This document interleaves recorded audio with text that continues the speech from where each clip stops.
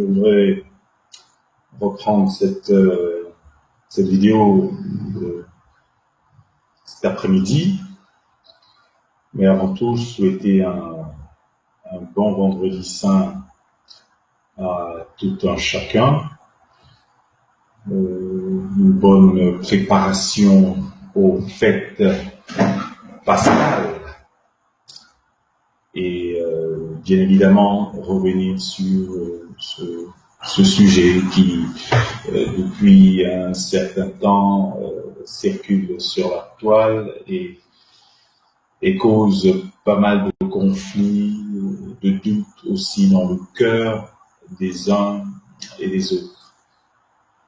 En ce jour où nous faisons mémoire de la passion de notre Seigneur Jésus-Christ, où nous avons entendu au cours de ce chemin de croix cette parole divine tomber des lèvres de notre Seigneur à l'endroit de son disciple bien-aimé, Jean, disant « Voici ta mère », et puis il dit à sa mère « Voici ton fils ». L'Écriture nous dit, dès cette heure, le disciple l'a pris chez lui. Alors, je crois que la dévotion à la Vierge Marie au sein de l'Église catholique trouve son origine à la croix, qui est un précepte du Seigneur, et bien sûr avec certains passages, certaines révélations faites dans les Écritures, comme celle d'Élisabeth lors de la visitation. Alors, je voudrais d'abord dire que cette vidéo, elle va dans le sens de pouvoir recadrer certaines erreurs de notre frère dans l'annonce de l'Évangile. Je ne voudrais pas, en ce jour du grand pardon, porter atteinte à une créature de Dieu, car le frère Marcelo, le révérend pasteur Marcelo, est une créature de Dieu, et c'est pour nous les hommes qui le mord en ce jour. Il ne conviendrait pas que nous puissions nous entretuer en prétendant avoir la science infuse. Vous savez, l'apôtre Paul pensait être dans la vérité jusqu'à ce qu'il se rende compte qu'il s'est longuement trompé. Et Gamaliel disait sois prudent avec cette nouvelle secte qui est en train de naître, puisque au début, les disciples étaient considérés comme des gens appartenant à une secte. Alors, il dit, si ça ne vient pas de Dieu, ce mouvement va tout de suite s'éteindre. Voici aujourd'hui 2018 ans que ce mouvement a commencé dans la peur et aujourd'hui est sorti d'hécatombe pour faire avancer la lumière, avancer la parole de Dieu. Avant de revenir sur les propos du frère Marcelo, je voudrais d'abord bénir Dieu pour sa vie, pour ce qu'il est, et lui dire infiniment merci pour ce message qu'il a daigné dispenser au cours du culte. Qu'est-ce que ce message nous révèle? Ce message nous révèle que les chrétiens catholiques, en fait, remplissent les assemblées de prière dans le seul but d'écouter seulement des paroles de science, des paroles de prophétie, et ne connaissent absolument rien de leur Église. L'apôtre Pierre dit dans 1 Pierre, au chapitre 3, le verset 15, « Soyez toujours prêts à défendre quiconque vous demande les raisons de votre espérance. » Ce n'est pas normal. Aujourd'hui, on vient vous plaquer certains versets et que nous ne soyons pas à même de pouvoir répondre et que nous soyons déboussolés. Nous sommes catholiques ou nous ne le sommes pas. on ne vient pas adhérer à une pensée parce qu'elle nous plaît, mais on vient avec tout son cœur et on y croit. Alors vraiment, c'est avec un cœur contrit, une âme meurtrie de pasteur, que je voudrais que cette vidéo qui vous a humilié, en fait, vous pousse à mieux connaître votre Église. Nous voulons alors vous donner les moyens pour vous défendre. Alors, je voudrais procéder de la sorte. J'ai relevé 10 points dans cette vidéo qu'ensemble nous allons interpréter et rectifier certaines erreurs. Alors, d'abord, le pasteur Marcelo nous dit ceci. Marie est servante comme tout homme. Elle a trouvé grâce. Que veut dire grâce? Et il donne la définition de grâce en disant que la grâce est une faveur imméritée. Donc, nous sommes tout à fait d'accord avec lui en disant que la grâce est une faveur imméritée. Mais le problème du pasteur se situe dans l'interprétation des Écritures, n'ayant pas fait les langues anciennes, le grec, l'araméen et l'hébreu, il ne peut donner une explication juste à partir de la tradition Louis II qu'il a entre ses mains. Alors, il faudrait d'abord trouver les textes originaux en grec, et dans les textes originaux, on parle plutôt de je vous salue, kekari, ketololele. C'est-à-dire, je vous salue comblé de grâce. Mais ce mot utilisé dans l'écriture, je ne sais plus comment je veux dire, se trouve là pour la première fois dans la Bible. Pour la première fois, ce mot qui est adressé à Marie est utilisé. Ce n'est pas une grâce comme les autres grâces dont les personnages bibliques ont été bénéficiaires, mais c'est une grâce unique que nous retrouvons dans l'épître de Paul aux Éphésiens au chapitre 1er lorsqu'il dit que Jésus-Christ est la grâce que Dieu a donnée. Donc, il met la grâce de Jésus-Christ au même niveau dont est comblée Marie, parce que la grâce qu'elle a en définition, je dirais, beaucoup plus juste, c'est-à-dire qu'elle est comblée de grâce, elle est saturée de grâce. Voilà, ce n'est pas seulement une faveur imméritée, mais elle est saturée de grâce. Et nous ne croyons pas que Dieu puisse utiliser une personne comme une enveloppe et ensuite la jeter, ne plus avoir besoin d'elle. Ce n'est pas possible. Dieu ne voit pas Marie dans ce sens.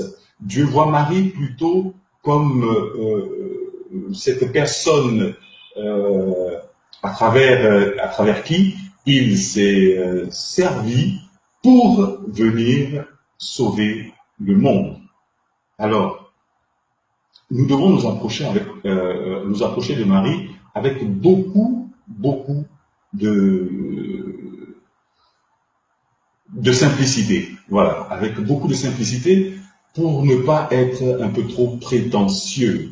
Le pape Jean-Paul II disait « Personne mieux que Marie peut connaître Dieu plus que personne n'a vécu dans l'intimité de Marie. Elle a porté en elle le Fils, elle a été choisie par le Père et l'Esprit Saint est descendu sur elle. » Alors, Marie est une personne qui se trouve au cœur de la Trinité, ce mystère que l'homme n'arrive pas à cerner. Donc, je voudrais vraiment que le pasteur fasse très attention lorsqu'il parle de combler de grâce comme étant une grâce imméritée. C'est beaucoup plus que ça. Un autre point que j'ai relevé, c'est qu'il... voilà. Je ne crois pas en l'œcuménisme, mais je crois en Jésus. Ce sont les termes du pasteur. Je ne crois pas en l'œcuménisme, mais je crois en Jésus. Cette assertion m'a profondément blessé, dans le sens que le pasteur confond l'écuménisme et le dialogue interreligieux. Parce que quand il dit « je ne crois pas en l'écuménisme, je crois en Jésus », ça trahit déjà son ignorance sur la définition de ces deux mots. L'écuménisme, c'est une rencontre interconfessionnelle de groupes religieux se réclamant du christianisme, mais qui ont une doctrine différente. Alors, quand on parle d'écuménisme, on parle de l'Église catholique, l'Église méthodiste, l'Église orthodoxe, l'Église évangélique, etc. Tous ceux qui se réclament du Christ. Et lorsqu'on parle maintenant de dialogue interreligieux, on parle alors des chrétiens, des bouddhistes, de l'islam, etc. Alors, il y a une confusion dans l'esprit du pasteur. Deuxième point, il dit « je ne crois pas en l'écuménisme ». L'écuménisme n'est pas une invention de l'Église catholique. L'écuménisme a été, je dirais, promu par les mouvements évangéliques, par les réformateurs évangéliques. Il n'y a eu que l'évêque Yves Congar au XIXe siècle qui a été membre de ce mouvement qui a aujourd'hui eu bon accueil au sein de différentes églises, d'où l'institution de la semaine chrétienne. Quel est l'intérêt de promouvoir l'écuménisme? C'est de mettre en pratique le vœu du Seigneur dans l'évangile de Jean au chapitre 17, des versets 21, que tous soient un. Donc, c'est l'unité. L'écuménisme vise à l'unité. Deuxièmement, l'écuménisme vise à apporter un climat de paix, parce que les guerres les plus violentes, ce sont les guerres de religion et les guerres d'idéologie politique.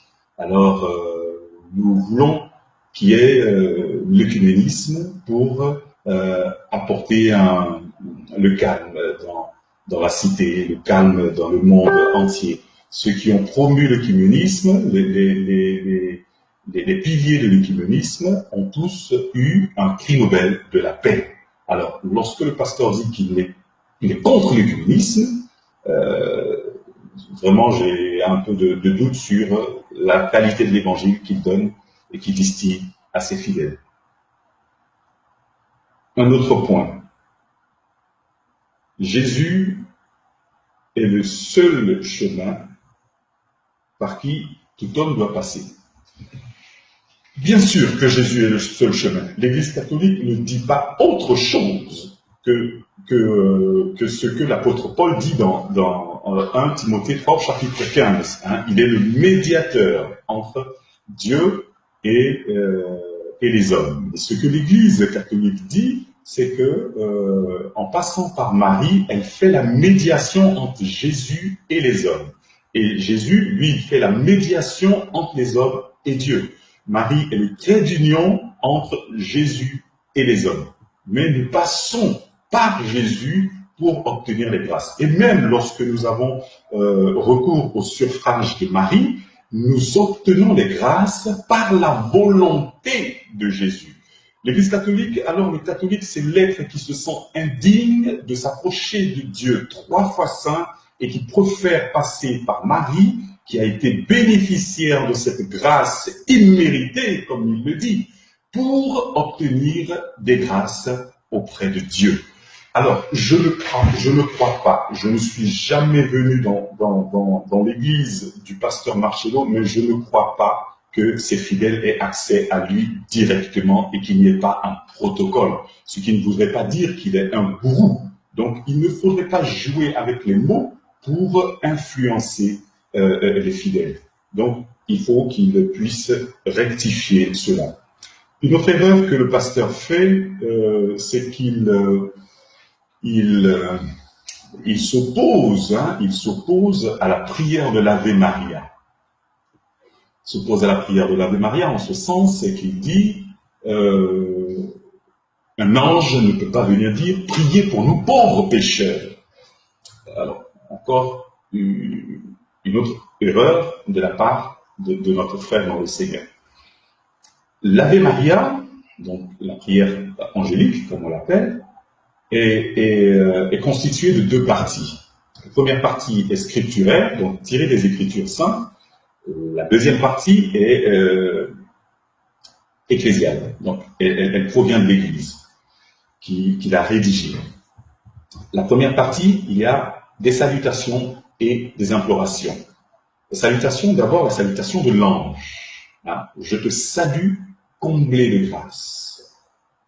Et la bénédiction de sa cousine Élisabeth, hein, tu es bénie entre toutes les femmes, hein, le fruit de ton sein est béni, comme m'est-il donné que la mère de mon Seigneur vienne jusqu'à moi.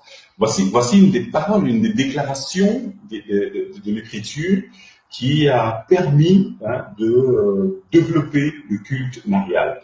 Dans la tradition, pas dans la tradition, mais dans le récit original, le mot Seigneur utilisé est le même qu'on utilise pour désigner Dieu. Pas pour désigner un seigneur comme étaient les princes, les gouverneurs de certaines grandes villes d'Israël, mais Kyrios pour désigner Dieu. Donc, comment m'est-il donné que la mère de Dieu vienne jusqu'à moi? Ce n'est pas n'importe quelle femme. Voilà, c'est une femme qui a eu une grâce exceptionnelle. Il n'y a pas encore, depuis l'histoire depuis l'avènement de Jésus-Christ, aucune femme n'a mise au monde sans avoir eu de rapport avec un homme. C'est inimaginable, elle est l'unique. Et Dieu ne peut pas utiliser une dame pareille pour qu'elle soit un canal qui mènera les hommes à l'enfer. Non. Ayons beaucoup d'humilité. J'aime bien Saint Augustin quand il dit, pour comprendre l'Écriture sainte, il faut se mettre à genoux. Il faut avoir l'humilité de connaître qu'il y a des mystères qui dépassent notre entendement. Voilà. Et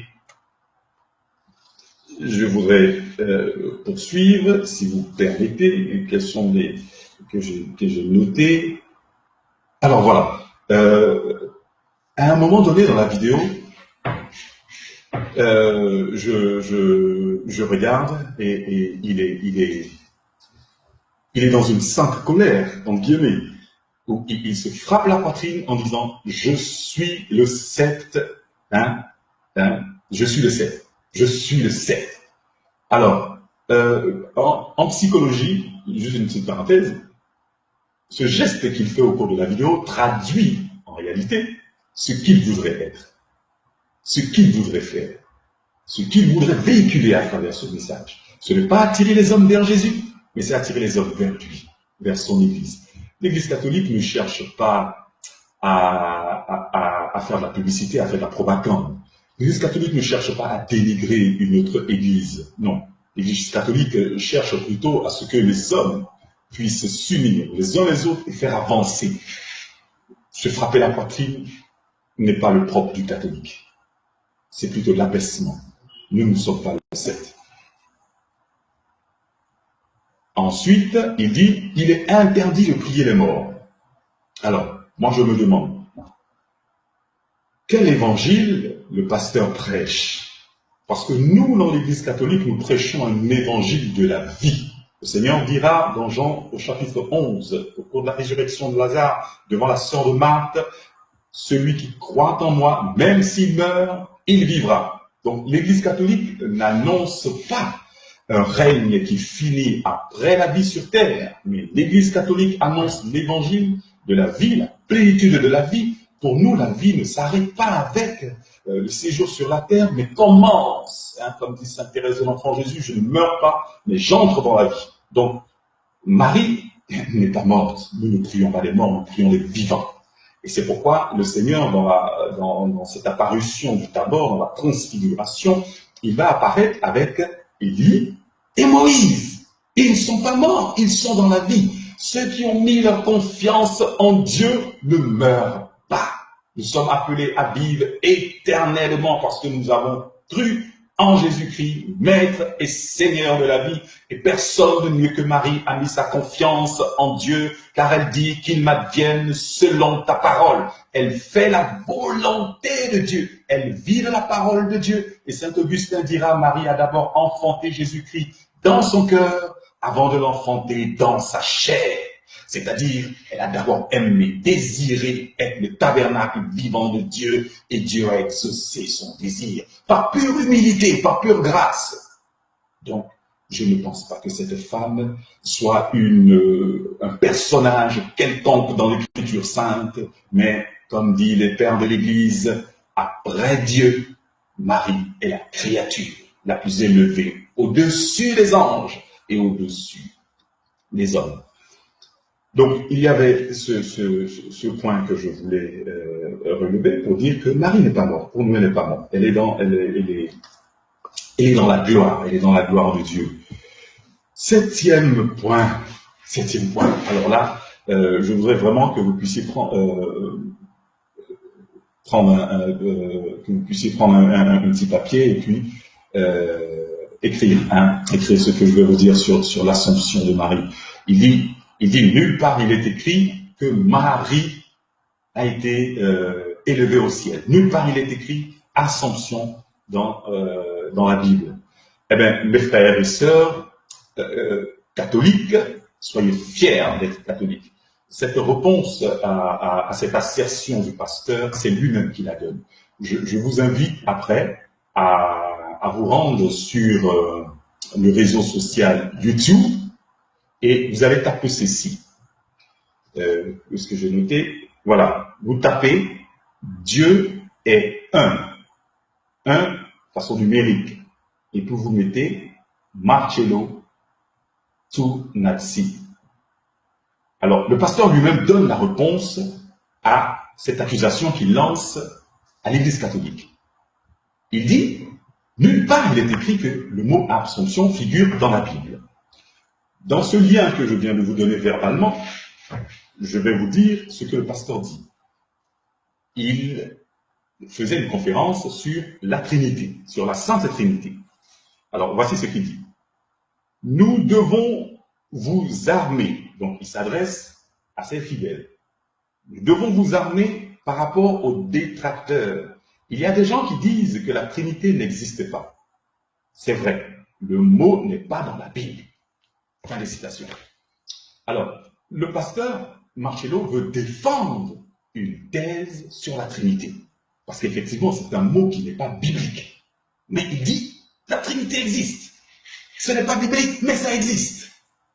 Mais, aujourd'hui, il dit dans la vidéo, l'Assomption n'est pas biblique, mais ça n'existe pas. Il ne faut pas être faux. Il ne faut pas chercher à duper le monde. Vous savez, lorsqu'il y a eu le film de Da Vinci Code, de Dan Brown, il y a eu une grande foule innombrable de chrétiens qui ont quitté l'Église parce qu'ils ne connaissent pas en réalité leur Église et leur religion. Alors les gens jouent avec leur ignorance. On mêle du faux avec un peu de vrai et finalement, on pense que c'est la réalité. Qu'est-ce qu'il en est aujourd'hui de Dan Brown et de Da Vinci Code? Mais l'Église catholique avance. Alors, revenons sur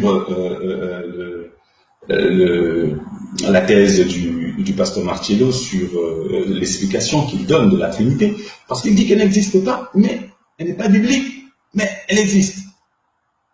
Il en est de même pour l'Assomption. L'Assomption de Marie est une révélation faite au pape Pie XII dans la bulle Monophysentissimus Deus. Alors, nous croyons que Marie est dans la gloire de Dieu. L'Assomption n'est pas synonyme de l'ascension du Seigneur. Non. Mais l'Assomption vient du latin absumere, c'est-à-dire élevé. Et tout homme baptisé qui met sa foi en Dieu doit être élevé vers le Père. Donc nous ne pouvons que proclamer et déclarer que Marie a réellement été élevée dans la gloire puisqu'elle a vécu en conformité avec l'Évangile. Une erreur que nos frères évangéliques font, c'est qu'il veut tout justifier à partir de la Bible. Or, nous avons la Bible, la tradition, donc c'est-à-dire l'enseignement reçu des apôtres, etc., et le magistère, l'enseignement des papes et des évêques. Si nous voulons tenir compte exclusivement de ce qui est contenu dans l'Écriture sainte, alors personne ne serait chrétien catholique. Alors je ne pense pas même que le pasteur Marcello serait aussi évangélique, parce que le Seigneur a dit, celui qui croit en moi sera baptisé, sera sauvé. Qu'il me montre le passage où l'apôtre Paul a reçu le baptême, où l'apôtre Pierre a reçu le baptême, qu'on me montre le passage où l'apôtre Jean a reçu le baptême. Aucun apôtre n'a reçu le baptême, et pourtant tous nous suivons les apôtres. Attention, ne jouons pas avec les mots, ne jouons pas avec l'ignorance des fidèles pour tenter de les perdre. Deuxièmement, en ce qui concerne la Trinité, une chose qui me fascine, c'est de vouloir attaquer l'Église et de s'approprier son vocabulaire. La Trinité a été utilisée pour la première fois par Tertullien. C'est un prêtre, un théologien catholique qui a donné cette révélation. Si les catholiques sont des damnés, pourquoi utiliser leur jargon? C'est l'interrogation que je me pose. Un autre point, ma mère, alors il cite sa mère. Ma mère était catholique. Quand elle est rentrée dans ma chambre, la gloire de Dieu est tombée sur elle, elle prêche l'évangile. Je suis impressionné. Impressionné parce que dans une prédication où il refuse qu'on parle de la mère de Dieu, il mentionne sa mère. Ça me fait rire. Ça me fait rire. Voilà, et c'est une petite parenthèse que je voulais faire. Je dis, mais si Marcello a ce pouvoir de pouvoir convertir sa mère, si Dieu peut passer par lui pour convertir sa mère, serait-il pas capable de passer par Marie pour convertir les cœurs?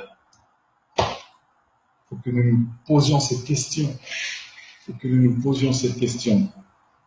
Un autre point, c'est qu'il dit, beaucoup de catholiques refusent de demeurer dans la vérité et de s'ouvrir à la grâce parce qu'ils trouvent qu'ils sont catholiques depuis la tradition de père et de mère. Donc,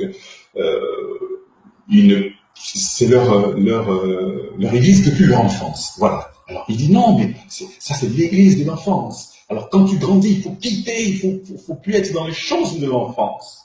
Ça aussi, c'est vraiment une fable qu'on peut raconter à un enfant. C'est comme si je nais au Congo quand je suis tout petit, et puis quand j'ai grandi, je dois devenir belge. Non, pasteur Marcello, non, c'est la fidélité. C'est la fidélité. On ne devient pas congolais quand on est petit, et puis quand on grandit, on devient belge, et quand je suis... Non. Il faut qu'il puisse donner des arguments théologiques et non jouer sur des mots.